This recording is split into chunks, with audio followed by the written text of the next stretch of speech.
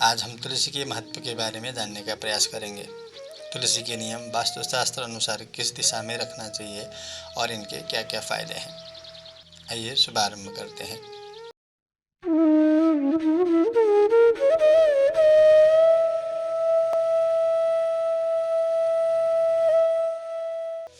जय श्रीमन्नारायण। समस्त दर्शकों को मैं हरिकृष्ण रेग्मी गुरु परंपरा यूट्यूब चैनल में हार्दिक स्वागत करता हूँ।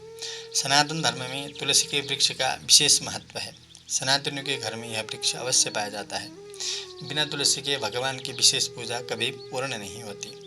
पूजा अनुष्ठान धार्मिक व्रत त्योहारों में तुलसी के पत्तों का अवश्य प्रयोग किया जाता है। पद्म पुराण, ब्रह्मवैवर्त पुराण, स्कंद पुराण, भविष्य पुराण, गरुड़ पुराण आदि में तुलसी का विशेष महत्व के बारे में जानकारी दी गई है। अब जानते हैं कि वैज्ञानिक महत्व के बारे में। वैज्ञानिक दृष्टिकोण से देखें तो तुलसी के वृक्ष से हमारा वातावरण शुद्ध होता है। तुलसी विभिन्न रोगों का रामबाण उपाय है। तुलसी में मैग्नीशियम, एंटीबैक्टीरियल, एंटीफंगल, एंटीबायोटिक गुण होते हैं जो शरीर संक्रमण से लड़ने में लाभदायक होते हैं। नित्य तुलसी का सेवन करने से शरीर में ऊर्जा का प्रभाव अच्छा बना रहता है।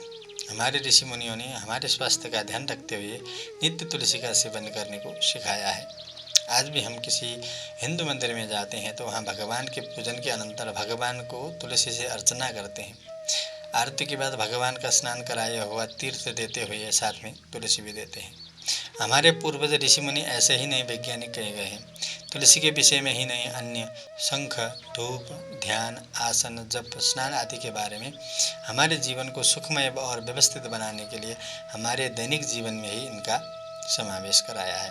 इसलिए हमें हमारे पुरातन संस्कृति और पूर्वजों पर गर्व होना चाहिए। तुलसी के कुछ नियम। तुलसी को नित्य अपने नित्य कर्म का स्नान, संध्या आदि को पूर्ण करके जल चढ़ाना चाहिए और सायंकाल में दीप जलाना चाहिए। रविवार, शुक्रवार, एकादशी, द्वादशी, अमावस्या, पूर्णिमा तिथि और वैध तिथि, प्रीति योग, व्यतिपात योग, संक्रांति, जनना शौच, मरना शौच और ग्रहण में तुलसी को छूना और तोड़ना नहीं चाहिए। तुलसी के वृक्ष के समीप गंदगी नहीं होनी चाहिए। झाड़ू, पोछा आदि नहीं रखना चाहिए। तुलसी को कभी भी चबाना नहीं चाहिए। तो अब जानते हैं कि वास्तुशास्त्र के अनुसार तुलसी को किस दिशा में रखना चाहिए। वास्तुशास्त्र अनुसार तुलसी को पूर्व या ईशान कोण मतलब उत्तर पूर्व के बीच में रखना चाहिए। ऐसा करने से घर में जितने वास्तु दोष हैं वो निर्मूल हो जाते हैं। यदि आप तुलसी का पौधा लगाना चाहते हैं तो बृहस्पतिवार को लगाएं। इससे तुलसी अच्छी होती हैं और फलदायक होती हैं। तुलसी में पाए जाने वाले गुणों के बारे में जानते हैं। मैग्नीशियम, यूजिनल कैल्शियम, यह कोलेस्ट्रॉल, ट्राइग्लिसराइड्स को कम करते हैं और रक्त को पतला करते हैं। एंटीबैक्टीरियल, एंटीफंगल, एंटीबायोटिक एवं शरीर में होने वाले जितने भी संक्रमण हैं उससे बचाते हैं। विटामिन सी और जिंक यह हमारे प्राकृतिक इम्यूनिटी पावर को बढ़ाते हैं। बुखार, दिल से जुड़ी बीमारियां, पेट दर्द, मलेरिया, बैक्टीरियल संक्रमण आदि में लाभदायक होता है। तुलसी के नित्य सेवन से आपके पाचन प्रणाली में सुधार और आपके भूख को बढ़ाने का काम करती है।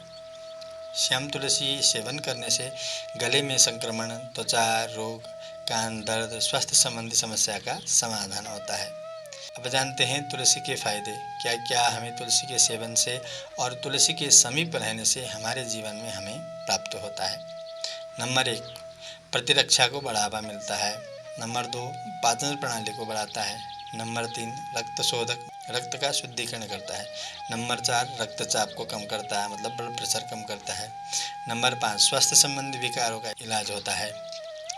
पाचन प्रणाली शुद्ध होती है, दांतों की रक्षा होती और मुख में जो दुर्गंध है उसको हटाता है।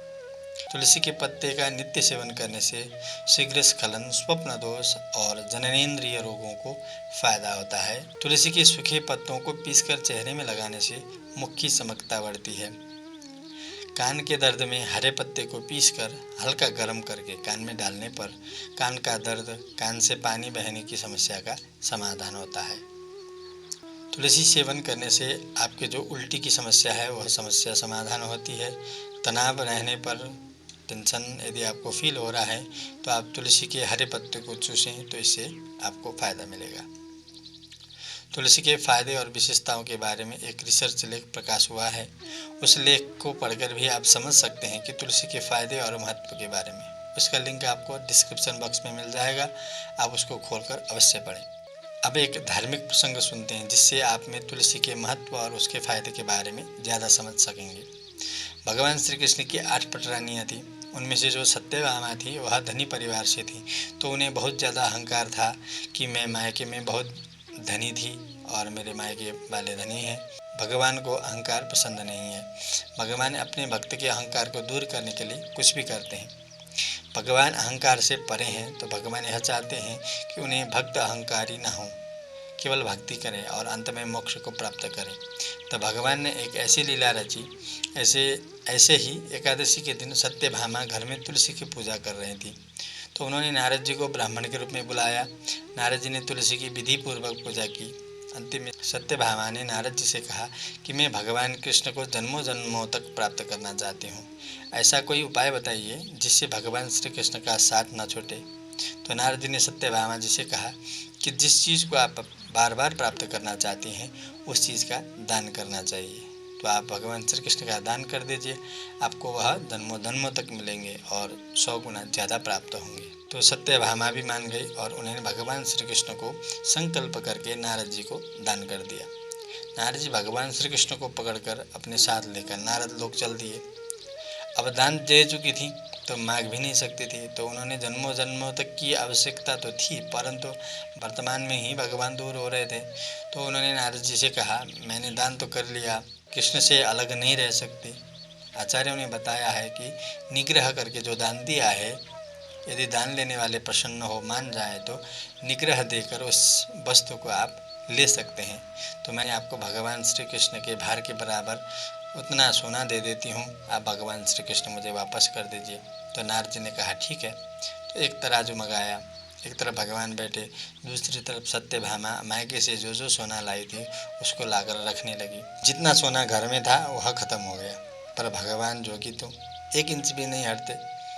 तो उन्होंने मायके से सोना मंगवाया, सारा सोना डाला, डालते डालते मायके का भी सोना खत्म हो गया, परंतु भगवान 1 इंच भी नहीं हिल रहे थे।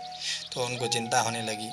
तो उन्होंने अपनी जेठानी रुक्मिणी जी से कहा कि दीदी, मैं तो भगवान श्री कृष्ण को जन्मों जन्मों तक प्राप्त करने के लिए दान कर दिया, परंतु अभी तो भगवान मुझसे दूर हो रहे हैं। तो सोना देकर मैंने भगवान श्री कृष्ण को वापस लेने की बात की, परंतु मेरे सोने भी खत्म हो गए। तो कोई ऐसा उपाय बताएं जिससे कि मैं भगवान श्री कृष्ण को अभी प्राप्त कर सकूं। तो रुक्मिणी जी ने कहा, यदि आप भगवान को प्रसन्न करना चाहती हैं तो आप धन से नहीं कर सकते। भगवान को प्राप्त करने के लिए आपको श्रद्धा और भक्ति देनी होती है।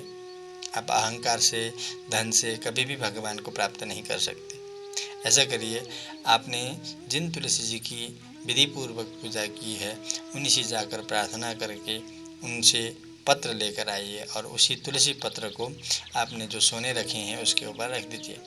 उसके बाद भगवान अवश्य ही आपसे प्रसन्न होंगे। तो सत्यभामा तुलसी जी के पास गई, प्रार्थना की और तुलसी पत्र को लेकर आकर उन्होंने सोने की गठरी के ऊपर रख दिया।